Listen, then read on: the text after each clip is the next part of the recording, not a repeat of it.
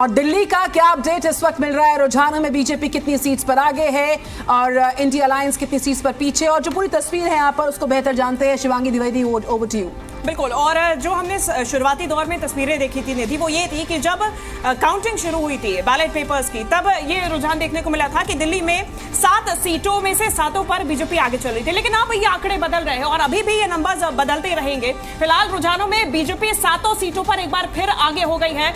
आम आदमी पार्टी के सभी प्रत्याशी पीछे हैं। देखिए, अभी कुछ देर पहले जो आंकड़ा था, चांदनी चौक से कांग्रेस के जेपी अग्रवाल पीछे हो गए हैं। दिल्ली में रुझानों में बीजेपी 7 सीटों पर एक बार फिर से आगे हो गई है। साथ ही साथ में निधि, हम हरियाणा पर भी नजर डालेंगे क्योंकि 10 लोकसभा सीटें यहां पे भी है। इंडिया गठबंधन के तहत 9 सीटों पर कांग्रेस तो 1 पर आम आदमी पार्टी, और 10 के 10 सीटों पर बीजेपी ने अपने प्रत्याशी उतारे थे। यहां पे रुझानों में कांग्रेस 6 सीटों पर बढ़त बनाई हुई है। बीजेपी फिलहाल 4 सीटों पर ही आगे है।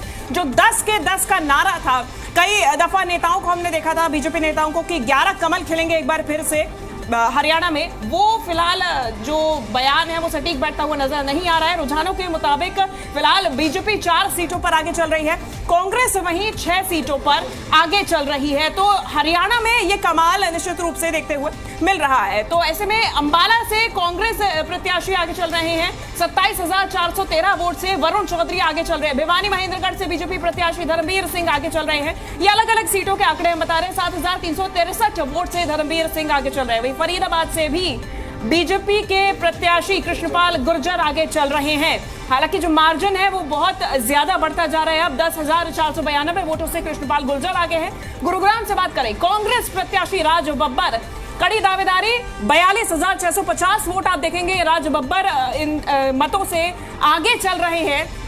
वहीं अलग अलग प्रत्याशी हम देख रहे हैं। लेकिन फिलहाल ओवरऑल बात करें, करनाल से बीजेपी प्रत्याशी मनोहर लाल जो कि पूर्व मुख्यमंत्री है, करनाल में साख दांव पे लगी हुई है। हालांकि सेफ सीट हरियाणा में मानी जाती है और यहीं से पूर्व मुख्यमंत्री भी और विधानसभा उपचुनाव में फिलहाल मुख्यमंत्री नायब सिंह सैनी भी खड़े हुए हैं। दूसरी तरफ सोनीपत से बात करेंगे, कांग्रेस प्रत्याशी सतपाल ब्रह्मचारी इस वक्त आगे चले। वहीं रोहतक में भी ऐसी ही स्थिति बनी हुई है। सिरसा में भी इस वक्त कुमारी शैलजा आगे चल रही हैं।